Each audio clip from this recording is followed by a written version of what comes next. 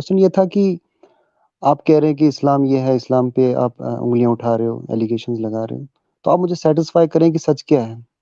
تو وہ بول رہے ہیں کہ اب قرآن اللہ کی کتاب نہیں ہے، یہ کہاں پہ لکھا ہے کہ اللہ کی کتاب ہے، کیسے ثابت کرو گے؟ تو وہ ایک question bar bar رٹے رٹائے question in کے پاس ہوتے ہیں کہ آپ میں نے ان کو بولا کہ آپ کیسے ثابت کرو گے کہ قرآن اللہ کی کتاب نہیں ہے؟ تو ان کے پاس تو کوئی جواب نہیں تھا. وہ مجھے پوچھ رہے ہیں الٹا کہ آپ یہ بتاؤ کہ یہاں پہ قرآن میں کہاں ایک آیت مجھے بتا دو کہاں پہ لکھا کہ اللہ بتا رہے ہیں کہ یہ میری کتاب ہے اور یہ محمد پہ اتری ہے. تو بار بار وہی پھر بولا کہ نہیں آپ کوشچن نوٹ کرو، پھر نیکسٹ ٹائم آپ اسٹڈی کریں گے، اسی اسکالر کو لے کے آنا. تو جسٹ میں سیٹسفائی نہیں ہوں، مجھے پتا تھا یہ مجھے سیٹسفائی نہیں کر پائیں گی. تو میں جاننا چاہتا ہوں، ایک چھوٹا سا کوشچن، ابھی ٹائم تو نہیں ہے، کہ آپ اس چیز کا کیسے جواب دیں گے؟ دیکھیے، قرآن نے اپنی فالسیفیکیشن کا کرائٹیریا جو ہے، اس کو جھٹلائے جانے کا کرائٹیریا، وہ اس نے قرآن میں ہی آپ کو مل جائے گا کہ اس میں آپ کو کانٹرڈکشن نہیں ملے گی. اگر آپ سمجھتے ہیں کہ یہ اللہ کا کلام نہیں ہے تو آپ اس جیسی ایک صورت لے کے آ جائیں. اس نے پریڈکشنز دی ہیں، باقی پریڈکشنز کو ہم چھوڑتے ہیں.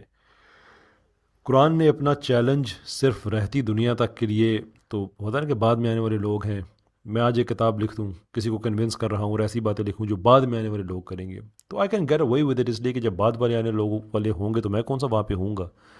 ٹھیک ہے، تو میں جو مرضی لکھ دوں، انسان ہوں نا. قرآن نے جی اپنے چیلنج دیے ہیں اس دور کے لوگوں کو، پلس رہتی دنیا تک کے لوگوں کو. ہم ان لوگوں سے بار بار کہتے ہیں کہ دیکھو، 1400 سال سے قرآن کا صرف ایک یہ چیلنج کہ تم اس جیسی کوئی ایک صورت لے آؤ، بات ختم کرو. چیلنج سب کے لیے ہے، ٹھیک ہے، لیکن یہ اترا کن لوگوں پہ لیے تھا؟ عام لوگوں کے لیے نہیں. ابو جہل جیسے، ابو جہل بہت بڑا عالم تھا. اہل زبان عرب جو تھے، اہل زبان عرب، ان کے لیے چیلنج کہ تم سمجھتے ہو نا کہ یہ انسان کا کلام ہو سکتا ہے، اللہ کا نہیں ہے، ٹھیک ہے، تم بھی لے کے آ جاؤ ایسا کلام کہ جو نثر بھی نہیں، شاعری بھی نہیں، جس میں میتھمیٹیکل بیلنس بھی ہے، جس میں ردم بھی ہے، جو آیت با آیت، واقعہ با واقعہ نازل ہونے کے باوجود ایک کوہیرنس بھی رکھتا ہے. اور بہت سی اس کی لمبی ڈیٹیل، لمبی لسٹ ہے کہ قرآن کی وہ یونیک چیزیں جو اور کتابوں میں نہیں ہے. اگر کوئی انسان یہ کر سکتا ہے تو کر کے بات ختم کر دو. وہ سچ والا نے کوشش کی تھی 1-2 دفعہ، اس بیچارے کی جو گرامر کی غلطیاں نکلی ہیں بیچ میں سے بیسک عربی گرامر کی، یہ کہتے ہیں کہ بھائی آپ یہ کر دیں. قرآن، ہمیں کوئی ضرورت نہیں ہے قرآن کا دفاع کرنے کی. قرآن نے خود دنیا کو چیلنج کیا ہوا ہے کہ ایسا کر دو، بات ختم. یعنی اس کے علاوہ جو زمانے کی جو آن گوئنگ چیزیں تھیں نا، وہ تو بہت اور تھیں.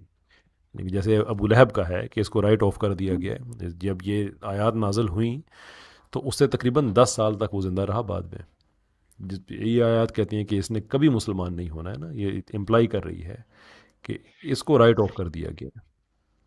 وہ اگر جھوٹ کا ہی ہے نا، صرف اسلام کو ختم کرنے کے لیے، جسے کہتے ہیں نا فیک، جھوٹ موٹ کا ایمان لے کے آ جاتا اگر، تو قرآن کا دعویٰ وہیں غلط ثابت ہو جانا تھا.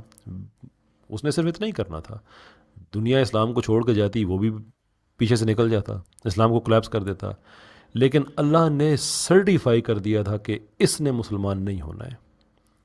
10 سال تک وہ زندہ رہا، نہیں مسلمان ہوا. وہیں پہ قرآن نے کل اپنا جتنا، یعنی کسی کہتے ہیں نا کہ ٹوٹل چیلنج، وہ Quran put itself on the line کہ ہے میں نے کیا چیلنج، یہ نہیں ہوگا مسلمان، جو مرضی کر لو. نہیں ہوا. یہ اس زمانے کے لوگوں کے لیے تھا. اس جیسی صورت بنانے کا چیلنج رہتی دنیا کے لوگوں تک کے لیے ہے. آپ سے کوئی بھی ایسی بات کہتا ہے نا، ان سے کہو یار بناؤ، کم سے کم جو ہے نا چھوٹی سے چھوٹی صورت قرآن کی، وہ 3 آیات پہ مشتمل ہے، بناؤ 3 آیات اپنی مرضی کی.